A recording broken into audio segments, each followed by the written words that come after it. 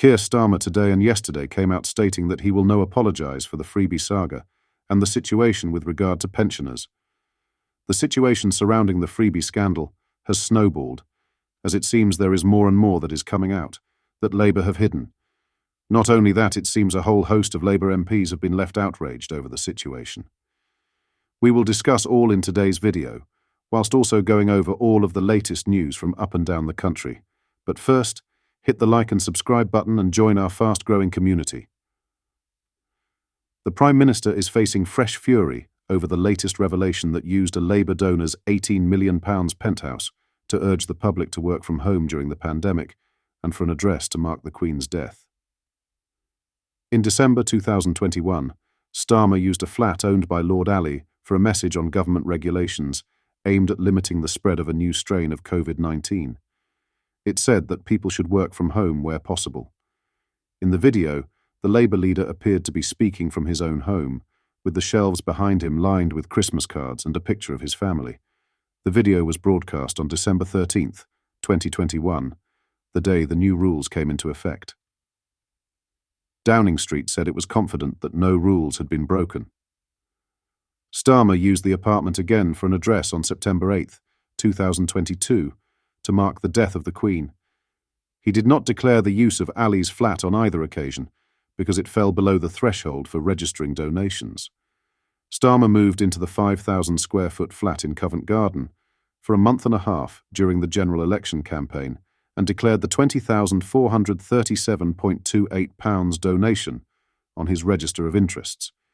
He said he needed the flat, which had a rental value of nearly £450 a day, because his 16-year-old son was being disturbed by photographers and journalists outside his house. Labour MPs are furious at Keir Starmer over the way the party's leadership has handled a clothes from donors scandal. Speaking in an interview, Andrew, a Labour MP, said, "You go into the bars, you go into the fringe meetings. There's real anger, there's real frustration.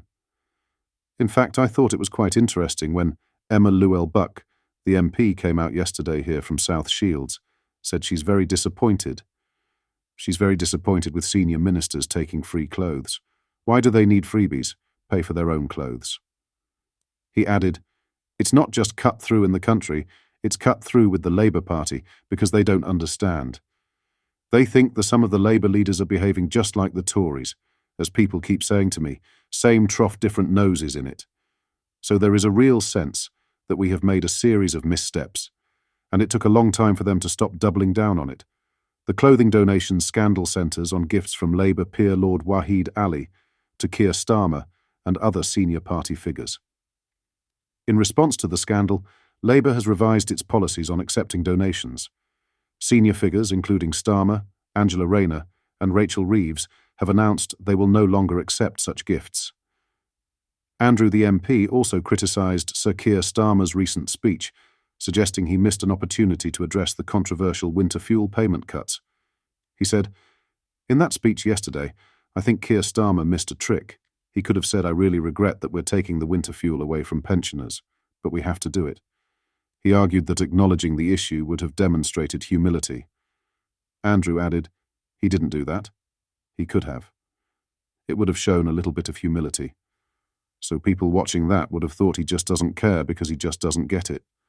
The clothing donations scandal has broader implications for Labour's image and its efforts to differentiate itself from the Conservatives.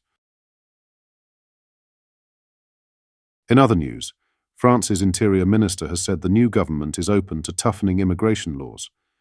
It comes as the government is under pressure from the far-right National Rally, RN, after the arrest of a Moroccan man suspected of murdering a 19-year-old woman in Paris. Marine Le Pen's RN party has jumped on the murder of the young student, identified by authorities only by her first name, Philippine, as vindication of its calls for tougher immigration and crime laws.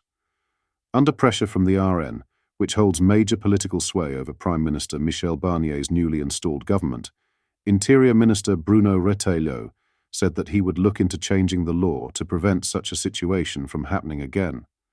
The suspect, a 22-year-old Moroccan man who had previously been convicted of rape in France and was due to be deported, was arrested in Geneva, Switzerland, from where French authorities would seek his extradition the Paris prosecutor's office said. Rite Lowe, a long-time immigration hawk, said in a statement, "Faced with such a tragedy, preceded by many others, we cannot just condemn it or be outraged. It's up to us, public officials, to update our legislation to protect the French." RN party chief Jordan Bardella accused the state of being too soft on security and immigration. He wrote on social media, "It's time for this government to act. Our compatriots are angry and will not be content with just words.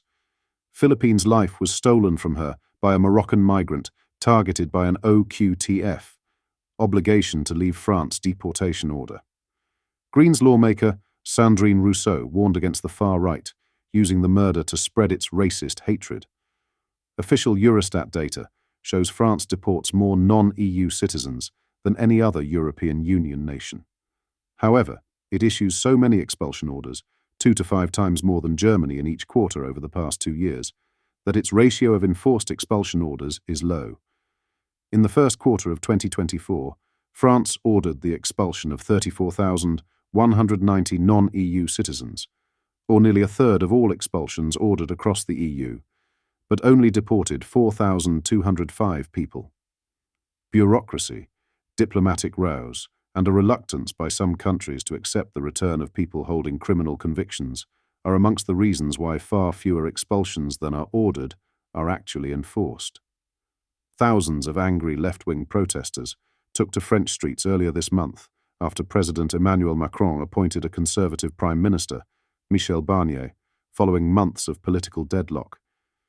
The appointment came after a snap general election left France with a hung parliament formed of 3 roughly equal blocs: the New Popular Front, NFP, the Centre, including Macron's Renaissance Party, and the hard-right RN Party.